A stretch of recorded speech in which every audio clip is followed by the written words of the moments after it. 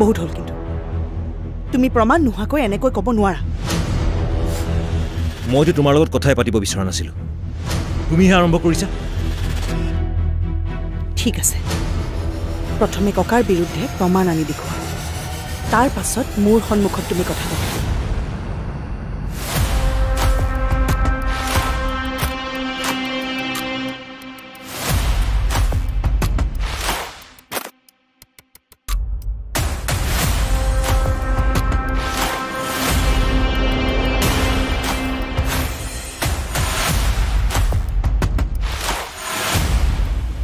বহক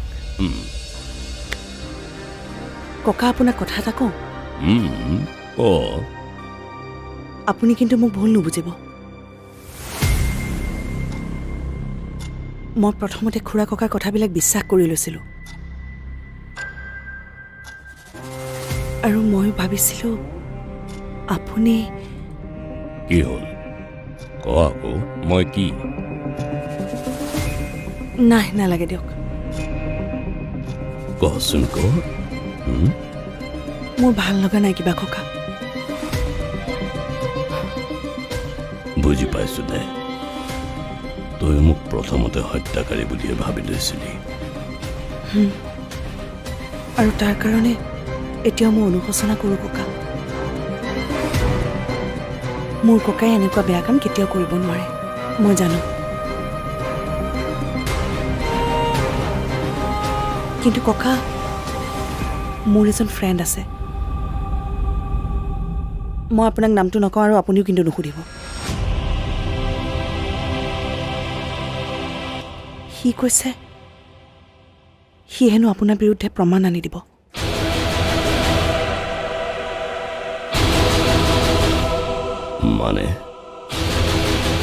মানে সি 24 ঘণ্টা সময় লৈছে 24 ঘণ্টাৰ ভিতৰত হেনো সি আপোনাৰ অপৰাধৰ সকলো প্ৰমাণ লৈ আহিব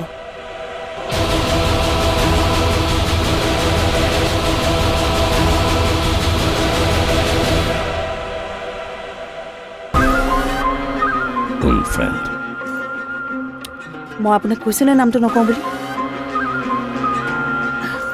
বাদ দিয়ক সেইবোৰ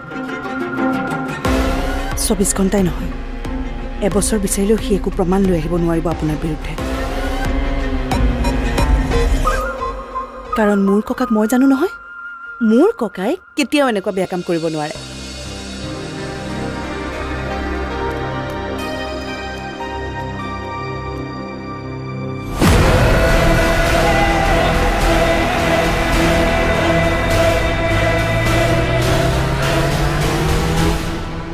চা ভাই তোৰ ভালৰ কাৰণে কৈছো তই এইবোৰ বাদ দে তই লক্ষ্যভ্ৰষ্ট হৈছ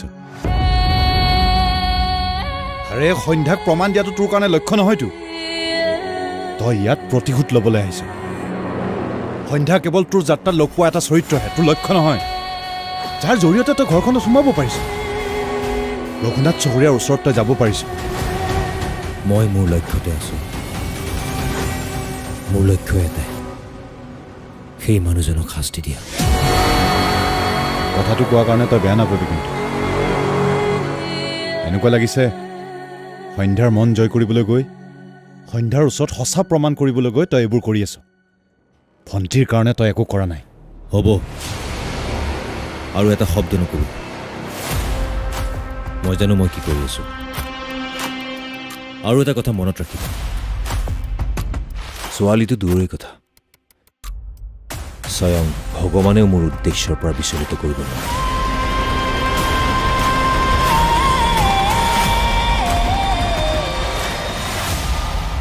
তুমি আকৌ ইয়ালৈ কিয় আহিছা সিহঁতে মোক বিচাৰি ফুৰিছে আমাৰ লগৰ যিবোৰে আমি কাম বাদ দিছিলো আমাক সকলোকে বিচাৰি উলিয়াইছে তেওঁৰ বিৰুদ্ধে যাতে আমি একো কথা নকওঁ আমাক সকীয়াই থৈ গৈছে কৈছো নহয় মই আপোনাক পুলিচৰ সহায় আছে আমাৰ ওচৰত কোনেও একো কৰিব নোৱাৰে আপোনাক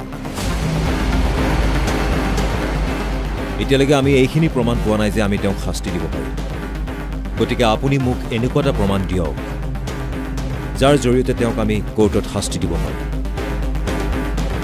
আৰু এয়া হৈ যোৱাৰ পাছত আপুনি একেবাৰে বিপদমুক্ত চিন্তা নকৰিব আৰক্ষীয়ে আপোনাক সম্পূৰ্ণ নিৰাপত্তা দিব আৰু আপোনাৰ সকলো অপৰাধৰ পৰা ক্ষমা কৰি দিব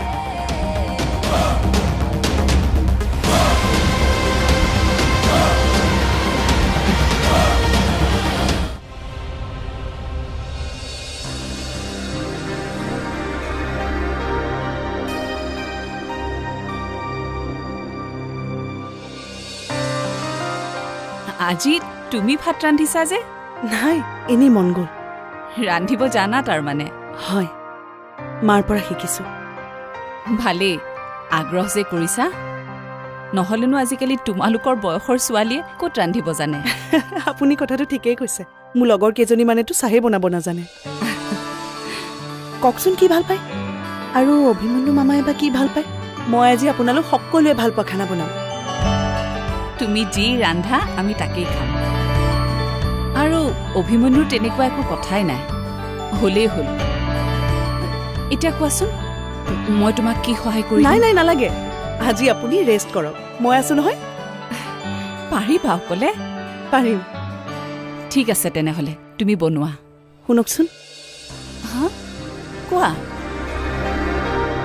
আপোনালোক প্ৰত্যেকেই আচলতে ককাক অলপ ভুল বুজি আছে। ককা বহুত ভাল মানুহ, আৰু এতিয়াতো ককা সম্পূৰ্ণৰূপে সলনি হৈছে। ভুল তুমি বুজি আছা, চিনিয়ে পোৱা নাই তুমি তোমাৰ ককাক। তোমাৰ ভনীয়াৰাকো মই কথাবোৰ কৈছিলোঁ। সেয়া আচলতে আপোনালোকৰ ভুল ধাৰণা, আৰু মই অতি সোনকালে প্ৰমাণ কৰিম যে ককা নিৰ্দোষী।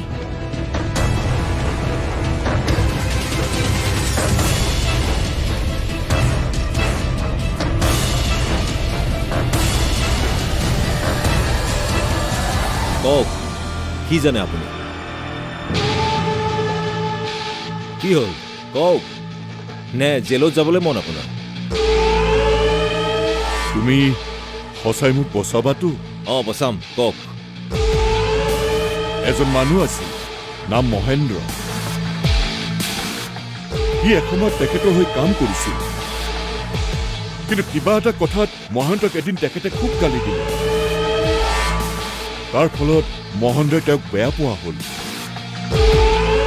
তাৰপিছত মহেন্দ্ৰই যদিও তেওঁৰ হৈ কাম কৰি আছিল, তেওঁৰ বিৰুদ্ধে কিন্তু মনে মনে প্ৰমাণ গোটাই আছিল। আৰু মহেন্দ্ৰ তাত তেনেকৈ বহুত প্ৰমাণ জমা হ'ল। এইবোৰ হয়তো এতিয়াও আছে। কিন্তু মহেন্দ্ৰই কিয় প্ৰমাণবোৰ লৈ পুলিচৰ ওচৰত নগ'ল? সাহস নহ'ল তাৰ, কাৰণ তাৰো পৰিয়াল এটা আছে। সি জানে যে ৰঘুনাথ চৌধুৰীয়ে এনেকুৱা এজন মানুহ, সি কাকো সোধাই নেৰে। আৰু এই ভয়তে সি প্ৰমাণবোৰ তেনেকৈ লুকুৱাই ৰাখিল। কিমান বছৰ আগৰ কথা এয়া? বহু বছৰ আগৰ কথা। এতিয়া হয়তো প্ৰমাণবোৰ আছেনে নাই তাক মই ভালদৰে নাজানো। লাষ্ট কেতিয়া যোগাযোগ হৈছিল আপোনাৰ মহেন্দ্ৰৰ লগত? মনত নাই। ঘৰ ক'ত জানে নেকি? আগতে জানিছিল, কিন্তু এতিয়া নাই, নাজানো। কওকচোন আগৰ এড্ৰেছটোকে মোক।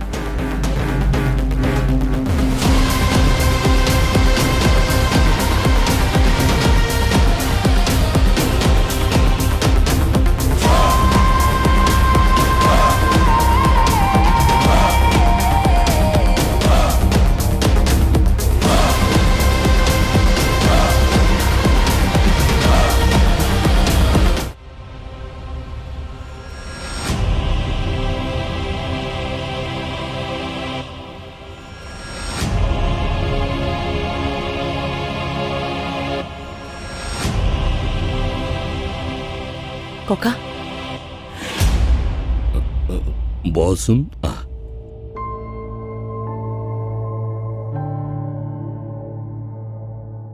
কিবা চিন্তা কৰি আছে ককা? অলপ নিজৰ বিষয়ে চিন্তা কৰি আছিলোঁ।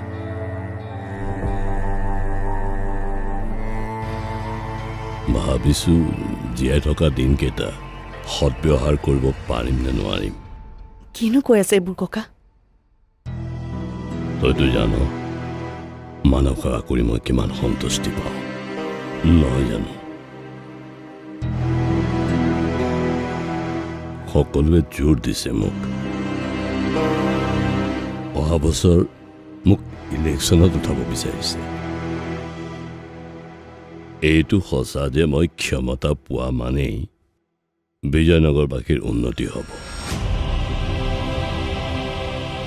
আৰু এই বিজয়নগৰৰ মানুহখিনিয়ে মোক যথেষ্ট ভাল পায় গতিকে মই ভাবোঁ মোৰ জয় নিশ্চিত সেয়াটো খুব ভাল কথা ককা তথাপিও এটা কথা শুন এই কামটোত কিন্তু তোৰ সহায় লাগিব মোৰ সহায় মইনো ইয়াত কেনেকৈ সহায় কৰিম ককা সহায় মানে মই কি বিচাৰোঁ জানো মোৰ ৰাজনৈতিক কেৰিয়াৰত তই জড়িত থকাটো মই কিদৰে কাম কৰোঁ তই ভালদৰে জানি লোৱাটো মই বিচাৰোঁ আৰু মই অভাৰচিয়ৰ মই জানো তোৰ যোগ্যতা আছে আৰু তই পাৰিবি মানে মই বুজা নাই ককা আপুনি কি যোগ্যতাৰ কথা কৈছে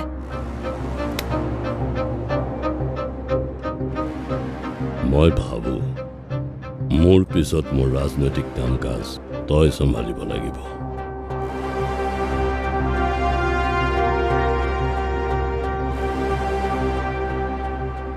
তোক মই মোৰ বিকল্পৰ ৰূপত চাবলৈ বিচাৰোঁ নাই নাই ককা মোৰ এইবোৰত একেবাৰে ইণ্টাৰেষ্ট নাই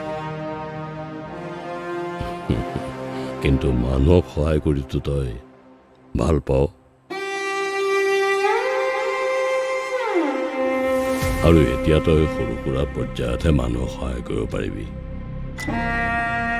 কিন্তু যেতিয়া তোৰ হাতত ক্ষমতা থাকিব মোৰ বিশ্বাস তই বহুত কিবা কিবি কৰিব পাৰিবি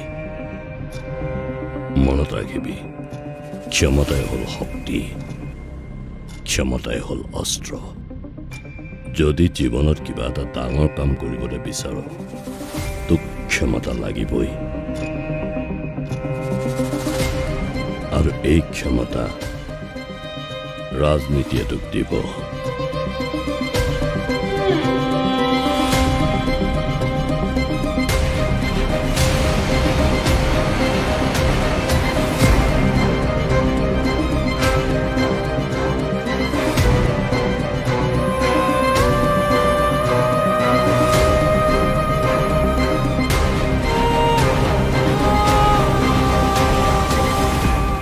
অঁ মই মানুহজনক যদি এবাৰ লগ পাওঁ নহয় ৰঘুনাথ চৌধুৰীক মোৰ পৰা কোনেও বচাব নোৱাৰে তই এনেকুৱা এজন মানুহক বিচাৰি যাবলৈ ওলাইছ যাৰ লগত 20 বছৰ ধৰি এই মানুহজনৰ কোনো সম্পৰ্কই নাই আৰু 20 বছৰীয়া পুৰণা এড্ৰেছত কোনোবাই কাৰোবাক বিচাৰি যায় নেকি এনেকুৱা মূৰ্খামি নকৰিবি